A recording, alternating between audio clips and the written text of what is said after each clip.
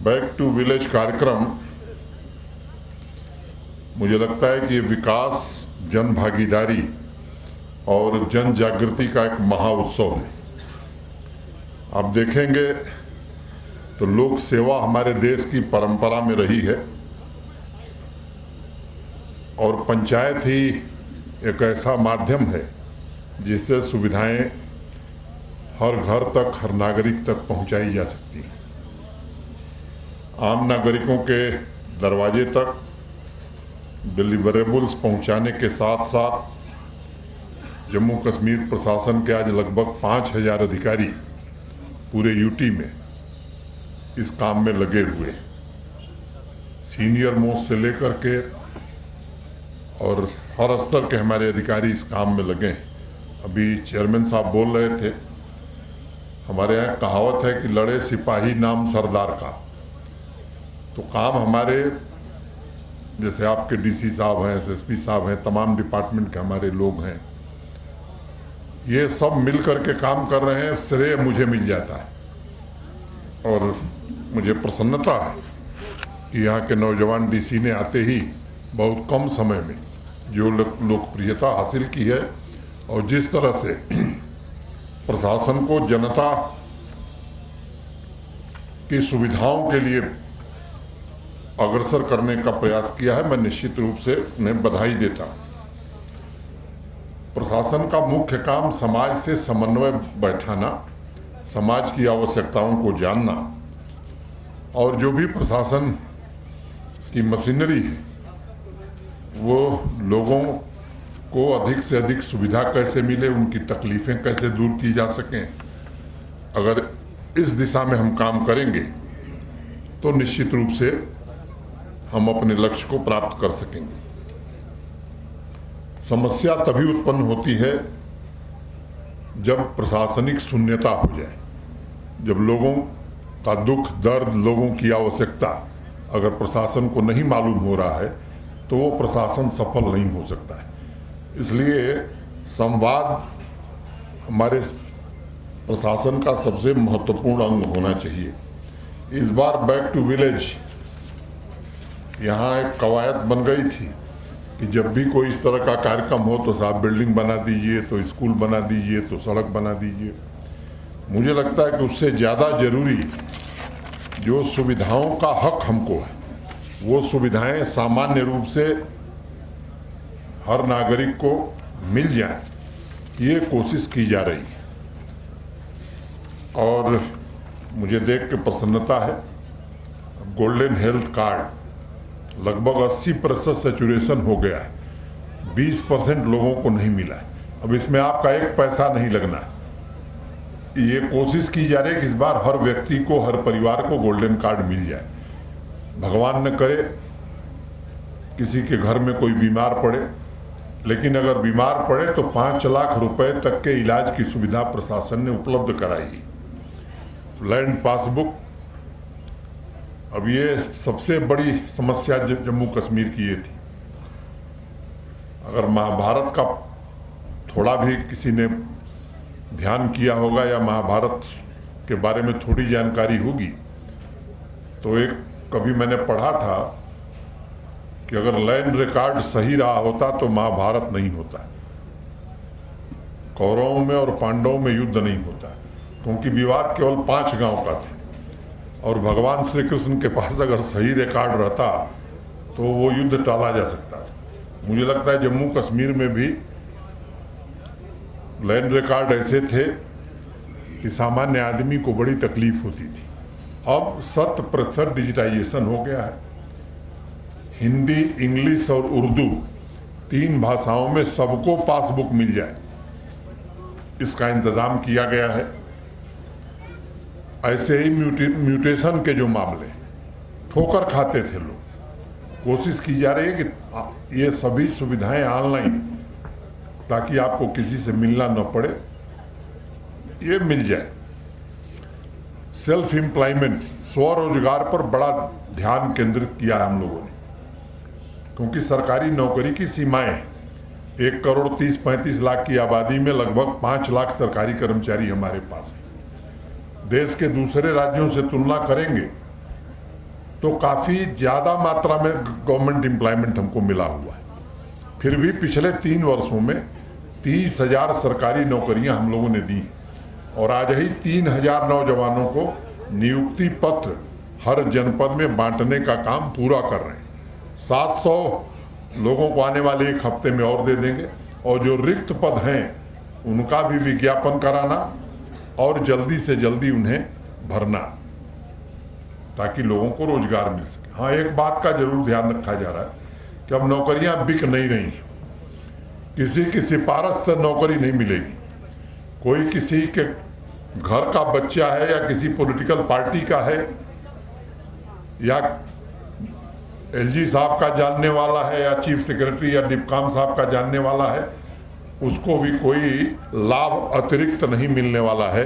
जिसमें मेरिट होगी, जिसमें टैलेंट होगा, नौकरी उसी को मिलेगी। ये पारदर्शी व्यवस्था कायम करने की कोशिश की गई। अब सरकारी नौकरी के साथ साथ सेल्फ एम्प्लॉयमेंट देना ये बड़ा आवश्यक है। और मैंने देखा है पिछले 2 सालों में हमारे अनेक नौजवान केवल स्वरोजगार नहीं कर रहे हैं, सेल्फ एम्प्लॉयड नहीं हुए, बल्कि कई लोगों को रोजगार दे रहे हैं। और आज भी मैंने कई नौजवानों को यहाँ दिया है। मेरे आपके डीसी साहब ने बताया कि पूरा सर्वे कराया है जिले में, 16,000 से ज़्यादा नौजवान यहाँ सेल्फ एम्प्लॉयमेंट चाहता है। ये हम कोशिश करेंगे और हम आपको आश्वस्त करना चाहते हैं कि जितने नौजवान सेल्फ एम्प्लॉयमेंट के लिए आगे आए हैं उनको 100% उनका सैचुरेशन करा दिया जाए।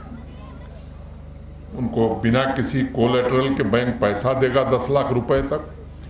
जो भी कोई नौजवान हो, कोई हमारी बहन हो, बेटी हो, जिसको भी काम करना है वो आगे आवे और खुद नहीं बल्कि अपने परिजनों को, परिवार वालों को या एक आध दोस्तों को भी अपने साथ काम में ले आवे। ये कोशिश हम लोग कर रहे हैं।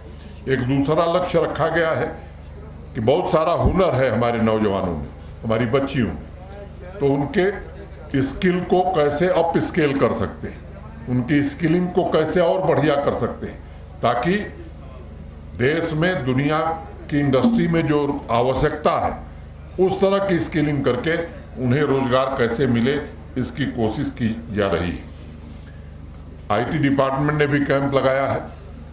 ऑनलाइन सर्विसेज 225 कर दी गई हैं। उसको समझना, सामान्य आदमी उसको समझ सके, इसकी कोशिश की जा रही है। एक खतरा और बढ़ा है मित्रों, ये नौजवान बच्चे इस समय गेमिंग बहुत आप मोबाइल लेकर के गेम खेल रहे हैं। गेम तक तो ठीक है, और मैं अभिभावकों से, गार्जियन से कहना चाहता हूँ उसमें भी टाइमर लगा देने की जरूरत है। छोटे बच्चे आदी हो जा रहे हैं गेम खेलने की, तो अधिकतम एक दिन में 1 घंटा खेल सके, इससे ज़्यादा की अनुमति नहीं होनी चाहिए। तो अगर टाइमर हम अपने मोबाइल में सेट कर देते हैं उस बच्चे के, तो 1 घंटे से ज़्यादा 24 घंटे में नहीं खेल पाएगा। ये हमको ध्यान देने की जरूरत। दूसरी बात, उसमें एक साइट है जिसमें गैम्बलिंग, जुआ खेला जाता है। एक ये नशे की तरह ये भी बीमारी यहाँ बढ़ रही है। इस पर प्रशासन भी तवज्जो देगा। मैं यहाँ की आवाम से भी कहना चाहता हूँ कि आप भी जरा अपने बच्चे को जागरूक होकर के देखते रहिए कि ये गेमिंग में कहीं उस साइट पर तो नहीं जा रहा। ये हमें ध्यान देने की जरूरत है। पानी समितियों का गठन, अब सरकार प्रधानमंत्री जी के नेतृत्व में हर घर नल से जल पहुंचा देगी। पर्याप्त मात्रा में पानी मिले, पोर्टेबल वाटर मिले, इसकी व्यवस्था सरकार कर देगी। लेकिन इस व्यवस्था को पानी समितियों को ही चलाना है। तो हमें खुद समझना होगा गांव के लोगों को कि ये हमारी जिम्मेदारी, सरकार बना करके आपको सुपुर्द कर रही है, तो भविष्य में ये चलता रहे, अभी से हमको इसकी चिंता करनी है। और इस अभियान में आपके गांव का पानी पोर्टेबल, स्वच्छ है कि नहीं, पीने लायक, पर्याप्त पानी का इंतजाम है कि नहीं, इसकी भी व्यवस्था की जा रही। स्वच्छता पर भी काफ़ी जोर दिया गया। अभी बापू कथा को मैंने सुनने का अवसर मिलेगा, या उसकी प्रदर्शनी लगाएं हम, प्रदर्शनी लगाएं आप देखिए। मैंने बापू के सबसे करीब, उनके दिल के करीब स्वच्छता थी। और अगर हम अपने गांव को स्वच्छ रखेंगे तो यकीन मानिए बहुत सारी बीमारियां गंदगी के कारण आती हैं। सामान्य रूप से अगर स्वच्छता पर हम ज़्यादा ध्यान देंगे, हर परिवार 5-7 हजार रुपए सालाना बचा सकता है, जो अनावश्यक दवा पर खर्च करना पड़ता है। तो ये हमारी जिम्मेदारी, ये मुझे लगता है कि इसको हमें देखने की जरूरत है। ई श्रम कार्ड्स, UDID कार्ड्स, ये सब हम लोग कोशिश करेंगे कि डिजिटल हो जाएं। सभी पंचायतों में प्ले फील्ड, शायद ही कोई पंचायत होगी जहां जमीन न हो, वही पंचायत छूट जाएगी, नहीं तो हर जगह प्ले फील्ड भी, और नौजवानों को खेलने के लिए स्पोर्ट्स किट भी प्रदान की जा रही है। VLW और पटवार घर ये फंक्शनल हो गए। जो विजिटिंग ऑफिसर है उनसे मेरा निवेदन है कि आप ये तो इंश्योर कर ही रहे हैं कि उनका मोबाइल नंबर लिखा है कि नहीं लिखा है, नाम लिखा है कि नहीं लिखा है। ये भी जरा सामान्य लोगों से पूछने की जरूरत है कि जो उन्हें बताया गया कि सप्ताह में इतने दिन उपस्थित रहना है, उतने दिन उपस्थित हैं कि नहीं है, इसको भी देखने की जरूरत है। नहीं है तो इसमें सुधार करने की गुंजाइश है, इसको सुधारा जाएगा। अमृत सरोवर बनाए गए हैं और यूथ क्लब के जो हमारे नौजवान बच्चे बच्चियां हैं, वो एक ब्रिज की तरह प्रशासन और आवाम के बीच काम कर सकते हैं। हमारे चुने हुए प्रतिनिधि हैं, वो ये काम जिम्मेदारी से निभा सकते हैं। और पंचायत की एक बैठक जिसमें हर आदमी खुल करके अपनी बात कहे, मैं समझता हूं कि मुख्य रूप से ये उद्देश्य रहा है। मित्रों, ये सही है कि पिछले 3 वर्षों में बहुत कुछ बदला है। खासतौर से हमारे घाटी के सामान्य नागरिक ने काफी तकलीफ झेली है पिछले 30 वर्षों में। और एक सामाजिक परेशानी जो मैं देख रहा हूं, यहां शादी की उम्र बढ़ गई है नौजवानों की और बच्चियों की भी। जरा इस गहराई में जाइए, कारण क्या है? पिछले 30 साल से जो कुछ चला है यहां, उसका दुष्प्रभाव यहां के समाज पर पड़ा। अब विकास दुनिया के किसी हिस्से में तभी संभव है जहां शांति होगी, वहीं विकास होगा। काफी हद तक यहां की आवाम के सहयोग से शांति स्थापित करने में प्रशासन को कामयाबी मिली है, सफलता मिली है। लेकिन कुछ लोग हैं जिनको ये अमन चैन पसंद नहीं है। उनको ये अच्छा नहीं लग रहा है कि देश भर से 1.5 करोड़ से ज्यादा लोग जम्मू कश्मीर आ रहे हैं टूरिस्ट के रूप में। उनको ये पसंद नहीं आ रहा है कि यहाँ निवेश आ रहा है या इंडस्ट्री लग रही है। उनको ये पसंद नहीं आ रहा है कि यहाँ की इकॉनमी ग्रो कर रही है। तो एक तो हमारा पड़ोसी और उसके इशारे पर काम करने वाले कुछ लोग ये साजिश कर रहे हैं। बाहर का गरीब मजदूर जो अपनी रोजी रोटी कमाने आता है और कश्मीर और जम्मू की अर्थव्यवस्था में योगदान देता है, यहां ईंट भट्टे नहीं चल सकते अगर बाहर के मजदूर आके काम न करें। यहां के सेब बाजार तक नहीं जा सकेंगे अगर बाहर के मजदूर आकर के काम न करें। तो जो लोग उन निरपराध और निर्दोष लोगों की हत्या कर रहे हैं, आप समझिए कि वो आपकी हत्या है, उस गरीब आदमी की हत्या नहीं। कल अगर ये दहशत पूरे देश में फैल गई तो आप यकीन मानिए, न यहाँ ईंट बनेगी न यहाँ फल तोड़े जाएंगे। ये बड़ी परेशानी आपकी होने वाली। सिक्योरिटी फोर्सेस अपना काम कर रही हैं, लेकिन आवाम को भी इसके लिए आगे आने की जरूरत है। और मैं आपसे निवेदन करना चाहता हूं कि इस पर आप खुद विचार करिए। 2-3 वर्षों में बड़ा परिवर्तन आया। अब खुल के लोग ऐसी घटनाओं के खिलाफ खुल करके लोग बोलने लगे हैं। ये बड़ा परिवर्तन है समाज का। लेकिन कुछ निहित स्वार्थी लोग हैं यहां। अभी DDC चेयरमैन साहब बता रहे थे कि आम आदमी को इंपावर करने की कोशिश प्रशासन कर रहा है, चुने हुए प्रतिनिधियों को इंपावर करने की कोशिश प्रशासन कर रहा है। उनको लगता है कि अगर ये लोग इंपावर हो गए तो फिर हमारा काम क्या रह जाएगा।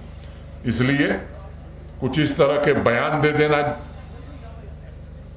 ताकि लोग बहकावे में आए, दूसरे देश के इशारे पर कुछ काम करना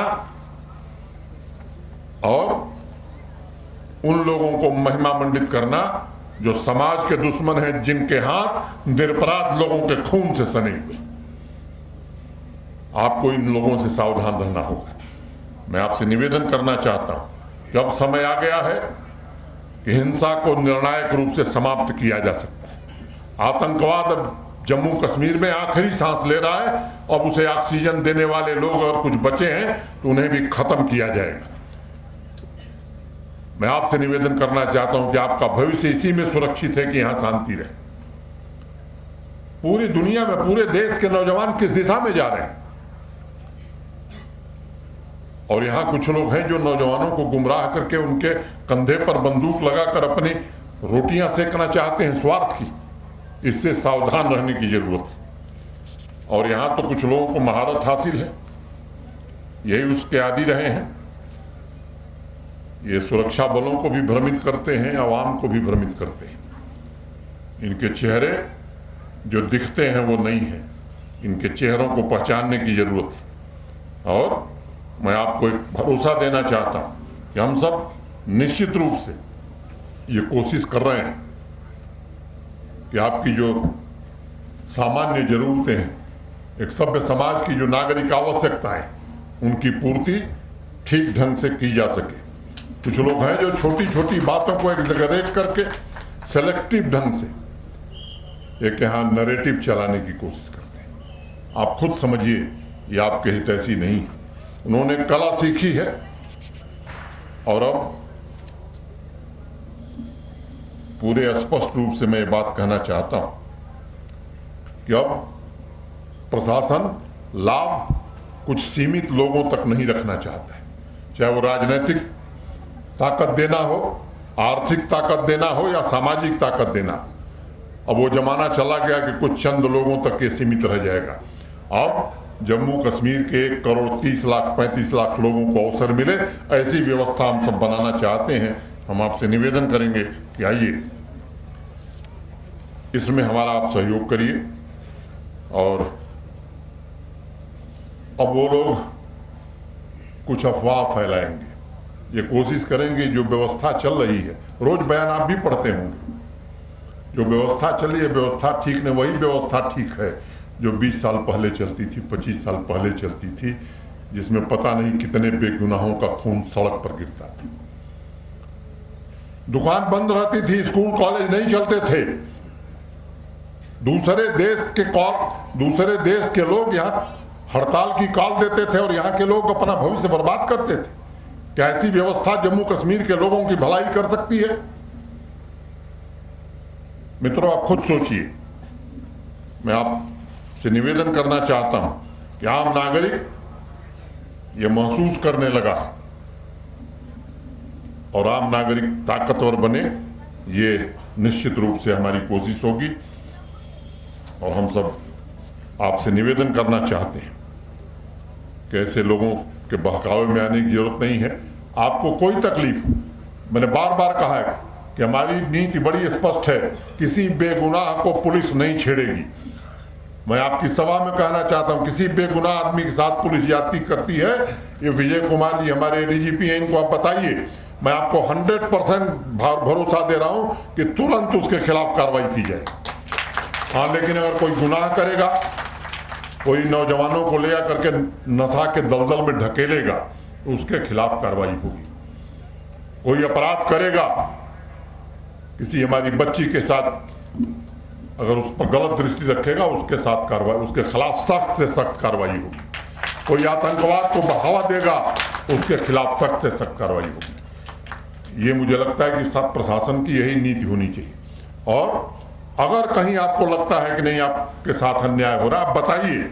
हम आपको भरोसा देते हैं कि हम कोशिश करेंगे कि किसी भी व्यक्ति के, किसी सामान्य नागरिक के साथ कोई दुर्व्यवहार या कोई व्यवहार प्रशासन और पुलिस की ओर से न हो। हमारे प्रशासन के साथियों ने खास बहुत ही मेहनत करके इस व्यवस्था को बदलने में अपना खून पसीना बहाया, बहुत मेहनत किया। नहीं तो हम भी 35-40 साल से इसी सामाजिक जीवन में, डीसी के दरवाजे पहुंचना, एसएसपी के घर पर पहुंच जाना, रविवार और बुधवार छोड़ करके रोज 1-1.5 घंटे लोगों से मिलना, ब्लॉक दिवस में लोगों की समस्याओं को सुनना, थाना दिवस में आवाम की समस्या को समझना और उसको दूर करना, ये व्यवस्थाएं आम आदमी को मजबूत कर रही हैं। मैं यहाँ के डीसी, यहाँ के एसएसपी, जिला इंतजामिया के सभी अपने साथियों को मैं हृदय से साधुवाद देना चाहता हूँ और उनसे निवेदन करना चाहता हूँ कि आम नागरिक की खुशहाली ही प्रशासन की सच्ची खुशहाली होती है। आम नागरिक अगर प्रसन्न है तो समझिए कि हाँ, आपने अच्छा काम किया है। आपके व्यक्तिगत व्यवहार से, आपके आचरण से आवाम में यह संदेश जाना चाहिए कि नहीं, ये प्रशासन सामान्य आदमी के लिए है, कुछ विशेष लोगों के लिए नहीं। जो संपन्न लोग हैं, जो प्रभावशाली लोग हैं, उनके पास बहुत रास्ते हैं। वो तो कल हमारे पास पहुंच जाएंगे, यहाँ नहीं समाधान होगा दिल्ली पहुंच जाएंगे। लेकिन वो गरीब आदमी जो गांव में बैठा हुआ है, वो कॉमन मैन जिसको कोई नहीं जानता, उसे कोई दिक्कत न हो, मैं आपसे निवेदन करना चाहता हूं। ये अभियान ग्राम स्वराज की संकल्पना को मजबूत करता है और जनप्रतिनिधियों के साथ बेहतर तालमेल बनाना, इसी से सुशासन कायम होगा। किसी से कोई भय खाने की जरूरत नहीं और स्पष्ट और सही बात कहना। कोई आता है कि 4 सड़क बना दिए, हमारे पास इतना पैसा नहीं कि 1 साल में 4 बना देंगे। एक बना सकते हैं, कहेंगे एक बनेगा, आगे फिर देखेंगे। लेकिन जो कहेंगे वो करेंगे, ये जरूर हमें करना चाहिए। जो नहीं हो सकता है वो लोगों को बताना चाहिए। और जितनी हम जनप्रतिनिधियों से चर्चा करेंगे, मैं मानता हूं कि जनप्रतिनिधि भी बड़े लोगों की आकांक्षाओं को लेकर के किसी के पास जाते हैं और उनसे भी मेरा निवेदन है, एक आदर्श जनप्रतिनिधि के नाते कैसे समाज मजबूत हो, कैसे ये व्यवस्था मजबूत हो, इसमें आप भी योगदान करिए। और इतनी बात कह करके मुझे कहीं जाना है। मैं आप सबके प्रति हृदय से कृतज्ञता ज्ञापित करते हुए, और ये जो नौजवान साथी बैठे हैं, स्पोर्ट्स किट आपको मिली है। स्पोर्ट्स इंफ्रास्ट्रक्चर जम्मू कश्मीर का बेहतर हो, इसकी कोशिश काफ़ी की जा रही है। लक्ष्य रखा गया कि 35 लाख हमारे बच्चे और बच्चियां इस साल स्पोर्ट्स एक्टिविटीज़ में भाग लें। राष्ट्रीय और अंतर्राष्ट्रीय स्तर के टूर्नामेंट अब जम्मू कश्मीर में होने लगे हैं। लगभग सभी जिलों में आउटडोर स्टेडियम में इक्का दुक्का एक किश्तवाड़ रह गया जहां इंडोर स्टेडियम नहीं है, रामबन है जहां जमीन नहीं है, नहीं तो सामान्यतः हर जगह बना दिए गए। अब इसको नीचे तक ले जाने की कोशिश की जा रही है कि नीचे तक भी ये सुविधाएं पहुंचें।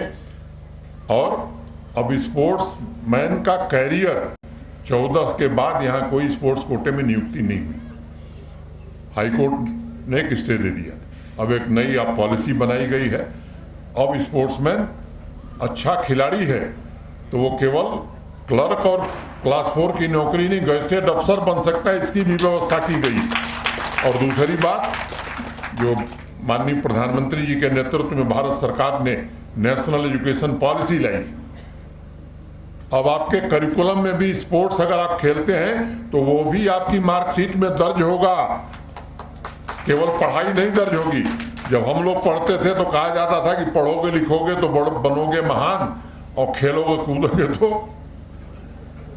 अब अगला सब थोड़ा ठीक नहीं, मैं नहीं कहूँ, तो हम लोगों को रोका जाता था। हमारे पेरेंट्स कहते रहे पढ़ो, क्या कर रहे हो।